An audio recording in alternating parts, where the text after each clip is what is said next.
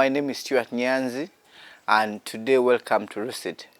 Rucid stands for Rural Community and Development. We are located in Mityana, Busibi Sub-County, Kigogozi, Lubanja. And today we are going to talk about fertilizers.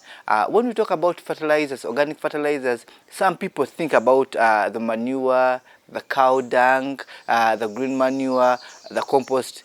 But today we are going to talk about biofertilizers. We're just going to add value to the organic fertilizers that people know. Here at Rucid, we have developed different types of biofertilizers, mainly the liquid and solid fertilizers. So today we are going to look at the liquid biofertilizer that we named as Minioba. Minioba stands for mineral biofertilizer. Come with me as I show you the different types of materials that we need to make this fertilizer. When we are making our mineral biofertilizer, aka Minioba, what we need? We are focusing on using minerals to produce a fertilizer. What do we need? We need different types of minerals. For example, we need ash. Everyone knows that ash is a mineral. We need sand. Did you know that also sand is just a mineral that people extract to use different other products, but us, we're using it as a fertilizer? We need volcanic rock. I think for you people who knows the importance of the volcanic rock, you know what we are talking about. We use molasses. We use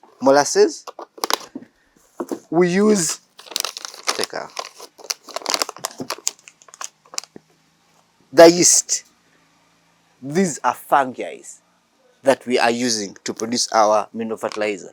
And then one of the most important ingredients is the fresh cow dung. One will ask, why the fresh cow dung? We are trying to collect the microorganisms in this cow dung. Then we are going to culture it.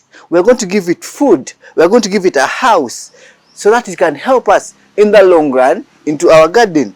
Where is the energy? I talked about molasses. Molasses acts as our energy. I talked about anthill soil. We are collecting different types of minerals, and then we are going to give it a house. This time our house is going to be the jerrycan. This jerrycan is going to act as our house, and then we are going to make it using controlled environment. What do I mean by controlled environment? You know, we have aerobic and anaerobic microorganisms, but then we want both of them. So that is why I'm saying that we're going to control the environment. How do we control the environment? Using the airlock. These are common airlocks for the people who make wine. But as a farmer, we have our own airlocks, the man-made airlocks that we use. All these ones are going to help us to control the environment. So what is the procedure of us making our Minioba? We're going to get all our ingredients in small quantities. We mix them together, as I will show you. We mix them together, and then we give it a house for 30 days. So what is the procedure of us producing? This is our bucket where we're going to mix everything. I said we have topsoil. We're collecting the environment, nature. We're collecting the microorganisms that are around us, and we know that they live in the topsoil. We get a little bit of topsoil and in soil. Our grandfathers, our good grandfathers used to plant bananas, used to plant pumpkins, used to plant different types of plants around the anthills. And these anthills are never having pests. You should try it and see. It is also very important to have an anthill, at least one, in your garden. Yes, people say that these anthills destroy, but you see the magic.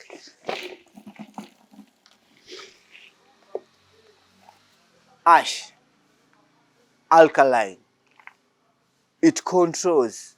It acts as a pesticide. We also need it. These are all minerals soil, the sand soil.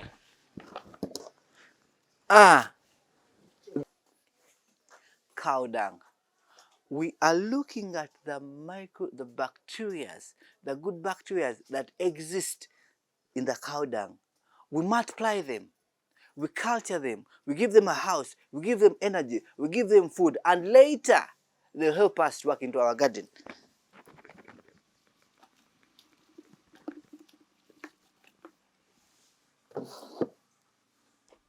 Energy. I talked about molasses as our energy. We get molasses or scaligulu or anything that is sweet. For our microorganisms to work very well, they need energy. And this energy comes from the molasses. And then our catalyst, our starter, which is the fungi. Fungi is a catalyst is something that starts a production. So the fungi, because it is live, we use it to kickstart the fermentation process. This is the volcanic rock I talked about. This is a different type of mineral elements composed here. You can either use it as this, oh boy, or you grind it. This is a grinded one. And then we all put it into our production. And then, finally, the water. Water must be fresh water. It is either water from the rainfall, it is all water from the wells. We do not use water from national water. We do not use tap water. Why? Because we are making microorganisms, and if you put anything that has chemicals, it will definitely not die. So that's why we need fresh water that we put into our mixture.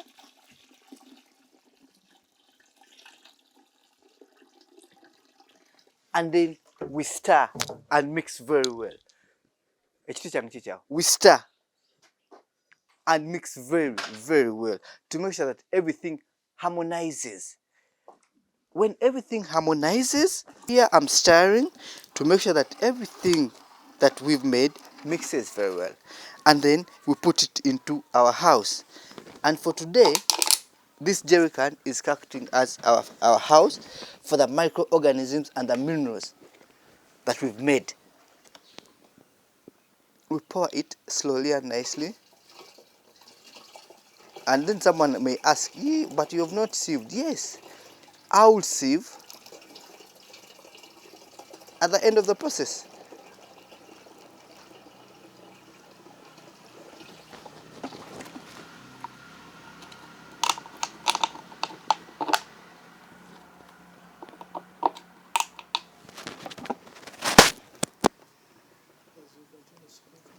I will sieve at the end of the process. So this process that we've started today will go on for 30 days. That is 1 month before our mineral biofertilizer, aka Minioba, is ready. So we are going to store what we've mixed, of course, under controlled environment. Under controlled environment. This is what we use to control the environment. This is called airlock. It does not allow air to go out, but then it lets air go out. We are producing both types of minerals and both types of microbiofertilizers, the aerobic and anaerobic. Those that need oxygen and those that do not need oxygen. So I'm going to cover it and make sure that it is airtight.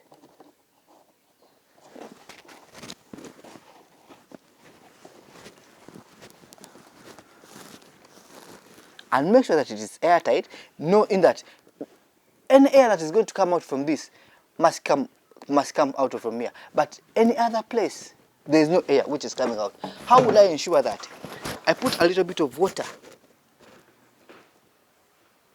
into my airlock. So when oxygen comes out, it will bubble, but then there will not be any more other air that is going in. We store this concoction that we've made for 30 days before use. Then after, we go and take into our garden. This is how we pack our manioba. As I said before, manioba stands for mineral biofertilizer. And this is our manioba, the liquid biofertilizer that we produce at Rucid. So to our dear viewers, as you've seen the different types of materials that I've used, I can mention again, I did use topsoil. I did use anthill soil. I did use ash. I used sand. I used the volcanic rock, which is this. I used molasses and the yeast. But also very important, I did use fresh cow dung. This fresh cow dung, as you saw, it contains a lot of things. One, it contains the cow dung, the dung itself. It contains the urine itself. It also contains the feed remains. These feed remains, the elephant grass, the different types of trees have their own genetic makeup, have their own different types of value to the plant. Because remember, the cow ate these nutrients to eat. But those ones that were not fully decomposed, or those ones that were not fully utilized by the body, and these ones that fold around, we're going to bring them back into our manioba. And then it will be utilized again to the plants through the process of spraying. So this is a liquid fertilizer that we spray on the leaves of the plant. So each element that you saw is very, very key. I may not have used it directly, but then I use it indirectly.